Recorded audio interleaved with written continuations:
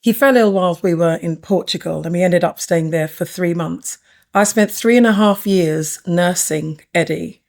And after all that time, suddenly out of nowhere, he was gone. Eddie had complained of not feeling too well.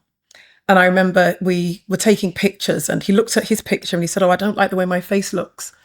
And I made a joke and I said, "I'm a photographer, not a magician," which was a running joke between us.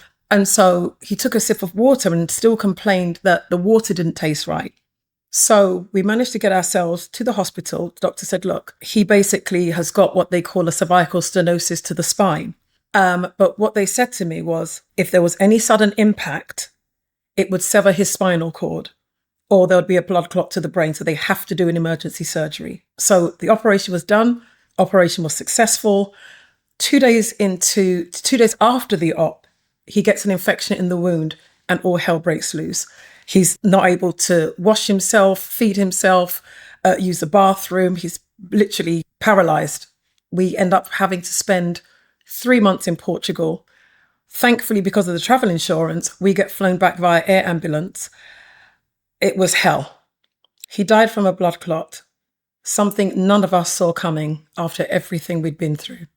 But it turns out after he passed away that his workplace, there was provision for me, which was a shock because I actually didn't know that was there. And I cannot tell you how life-changing that was for us. I think having that payout did give me a strong sense of security because I didn't have a lot of security because my working life was off and on because I was caring for my late husband. But having that policy did give me that security because I knew, as I said, that I didn't have to think about rushing back to work or how I was going to earn an income to pay for things like shopping and stuff like that, which are day-to-day things that you can't avoid. Losing him was hard, but having that life insurance payout made it bearable. Please visit mumsurance.co.uk.